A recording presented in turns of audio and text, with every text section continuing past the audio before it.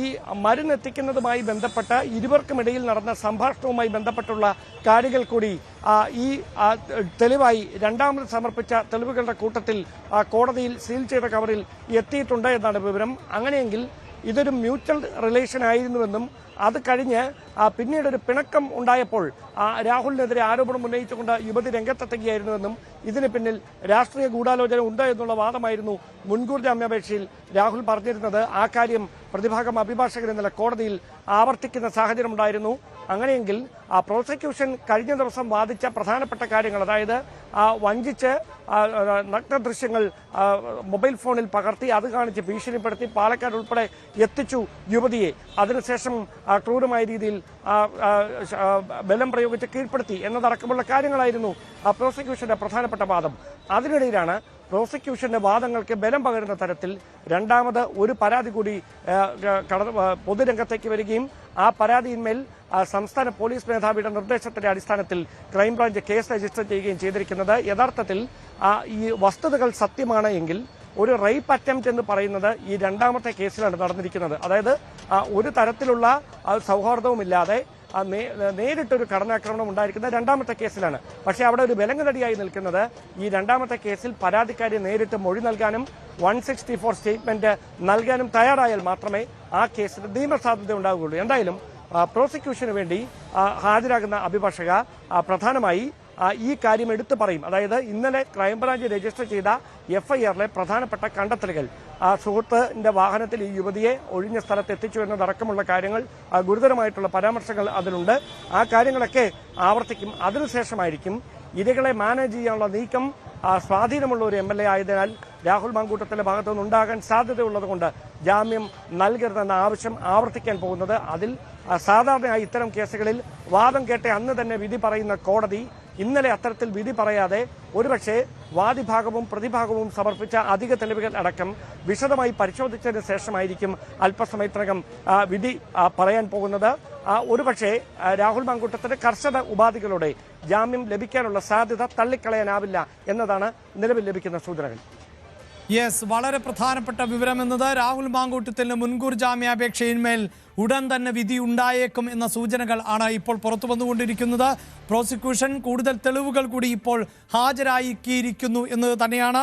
ഇപ്പോൾ സൂചിപ്പിക്കുന്ന പോലെ വളരെ പ്രധാനപ്പെട്ട തെളിവുകൾ കൂടി ഹാജരാക്കുമ്പോൾ ഈ ഇന്നലെ പറഞ്ഞിട്ടുള്ള പ്രധാനപ്പെട്ട വാദങ്ങൾ എന്നത് ഈ ഘട്ടത്തിൽ ഒരു കാരണവശാലും പ്രതിക്ക് രാഹുൽ മാങ്കൂട്ടത്തിന് ജാമ്യം നൽകരുത്, പ്രതി MLA സ്ഥാനത്ത് തുടരുന്ന ആളാണ്, അധികാരം ഉപയോഗിക്കുവാനുള്ള സാധ്യതയുണ്ട്, ബ്ലാക്ക് മെയിലിങ്ങിന് സാധ്യതയുണ്ട്, ഭീഷണിപ്പെടുത്തുവാനുള്ള സാധ്യതയുണ്ട്, അങ്ങനെ തെളിവുകൾ നശിപ്പിക്കാനുള്ള സാധ്യതയുണ്ട്.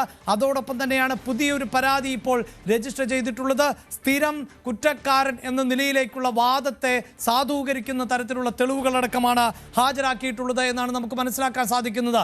അങ്ങനെ ഏതു വിധേനയും ഈ ജാമ്യത്തെ തള്ളുക അല്ലെങ്കിൽ മുൻകൂർ ജാമ്യാപേക്ഷയെ തള്ളുക എന്ന നിലപാടിലേക്ക് തന്നെയാണ് ഇപ്പോഴും പ്രോസിക്യൂഷൻ പോകുന്നത് എന്ന് വേണം നമുക്ക് മനസ്സിലാക്കാൻ. ഡാൻ കുര്യനാണ് വാർത്തയുടെ വിശദാംശങ്ങളുമായി തുടർന്നുകൊണ്ടിരിക്കുന്നത്.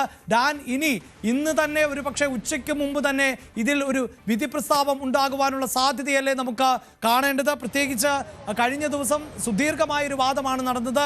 ഇനി ചില സാങ്കേതികമായ വിവരങ്ങൾ കൂടി ശേഖരിക്കേണ്ടതുണ്ടായിരുന്നു എന്നാണ് നമുക്ക് മനസ്സിലാക്കാൻ സാധിച്ചത്. ഇന്നലെ 2 മണിക്കൂറിലധികം നീണ്ട വാദമാണ്. ഇതൊരു ജാമ്യ ഹർജിയാണ്, മുൻകൂർ ജാമ്യ ഹർജിയാണ്. അതിനപ്പുറത്ത് കേസിലേക്ക് കടന്നിട്ടുള്ള അല്ലെങ്കിൽ കേസിന്റെ മെറിറ്റിലേക്ക് കടന്നിട്ടുള്ള ഒന്നല്ല എന്നിരിക്കെ ഇന്ന് തന്നെ വിധി ഉണ്ടാകുമോ എന്നുള്ളതാണ് ഇപ്പോൾ ലഭിക്കുന്ന ഏറ്റവും പുതിയ വിവരങ്ങൾ അനുസരിച്ച്. ഏതാണ്ട് 11:45 തന്നെ ജാമ്യ ഹർജിയിന്മേൽ കൃത്യമായ വിധി പ്രസ്താവം വരുമെന്നുള്ളതാണ്. അങ്ങനെയെങ്കിൽ അരമണിക്കൂറിന് തികച്ചില്ല. ഉടൻ തന്നെ രാഹുൽ മാങ്കൂട്ടത്തിന് ജാമ്യം ലഭിക്കുമോ ഇല്ലയോ എന്നതിൽ വ്യക്തത കൈവരികയല്ലേ ഡാൻ? തീർച്ചയായിട്ടും നമ്മൾ ആദ്യം സൂചിപ്പിച്ച പോലെ 12 മണിക്ക് മുമ്പ് തന്നെ ഇതുമായി ബന്ധപ്പെട്ട നടപടിക്രമങ്ങൾ അവസാനിപ്പിക്കും. പ്രാഥമികമായ വാദം കേട്ടതിന് ശേഷമായിരിക്കും വിധി പറയുക എന്നുള്ള സൂചനയാണ് വരുന്നത്. ഞാൻ ആദ്യം സൂചിപ്പിച്ച പോലെ 2 സാധ്യതകളായിരുന്നു മുന്നിലുള്ളത്. അതിലൊന്ന് വിധി പ്രസ്താവം പിന്നത്തേക്ക് മാറ്റിവെക്കുക എന്നതായിരുന്നു. ഇന്നലെ അതാണ് സംഭവിച്ചത്. വലിയ ഏതാണ്ട് 2 മണിക്കൂർ 1.25 മണിക്കൂറോളം നീണ്ട വാദപ്രതിവാദങ്ങൾക്കൊടുവിൽ വിധി പറയുന്നതിനായി കേസ് മാറ്റുകയായിരുന്നു. അങ്ങനെയാണ് ഇന്ന് രാവിലെ 11 മണിക്ക് ശേഷം വീണ്ടും കേസ് പരിഗണിക്കുമെന്ന വിവരം വന്നത്. അതിൽ പ്രധാനമായി അധികമായ തെളിവുകൾ കൂടി ഹാജരാക്കാനുള്ള കോടതിയുടെ നിർദ്ദേശം കണക്കിലെടുത്തുകൊണ്ടാണ് വിധി പറയുന്നത് ഒരു ദിവസത്തേക്ക് മാറ്റിവെക്കുന്ന സാഹചര്യമുണ്ടായത്. അവിടെ അധികമായ തെളിവുകൾ പ്രോസിക്യൂഷനാണ് ഹാജരാക്കുന്നത്. അതാണ് നമ്മൾ കാണേണ്ടത്. പ്രതിഭാഗം അവരുടെ കൈവശമുള്ള എല്ലാ തെളിവുകളും ഇതിനോടകം തന്നെ സീൽ ചെയ്ത കവറിൽ 2 തവണയായി കോടതിയിൽ ഹാജരാക്കി കഴിഞ്ഞു. അതിൽ വലിയ ആത്മവിശ്വാസത്തിലാണ് രാഹുൽ മാങ്കൂട്ടത്തിന്റെ അഭിഭാഷകൻ. കാരണം ഇതൊരു മ്യൂച്വൽ റിലേഷൻ ആയിരുന്നു എന്ന് സ്ഥാപിക്കുന്നതിനുള്ള ഉഭയകക്ഷി സമ്മതപ്രകാരമുള്ള ഒരു ബന്ധമായിരുന്നു ഈ ഇരയായ യുവതിക്കും രാഹുലിനുമെതിരെ ഇടയിൽ നിലനിന്നിരുന്നതെന്ന് വ്യക്തമാക്കുന്ന തെളിവുകൾ കോടതിയിൽ കൃത്യമായി ഹാജരാക്കാൻ കഴിഞ്ഞിട്ടുണ്ടെന്ന ആത്മവിശ്വാസത്തിലാണ് പ്രതിഭാഗം അഭിഭാഷകനായ ശാസ്ത്രമംഗലം അജിത്ത്. അതേസമയം അതിനെ ഖണ്ഡിക്കുന്ന തരത്തിലുള്ള വാദമുഖങ്ങളുമായാണ് യുവതി ഭീഷണിക്ക് വഴങ്ങി.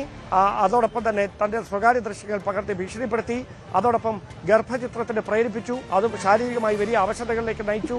അത് ശരിവെക്കുന്ന 2 ഡോക്ടർമാരുടെ മൊഴി, ഇതടക്കമുള്ള കാര്യങ്ങളാണ് പ്രോസിക്യൂഷൻ കഴിഞ്ഞ ദിവസം കോടതിയിൽ ഹാജരാക്കിയത്.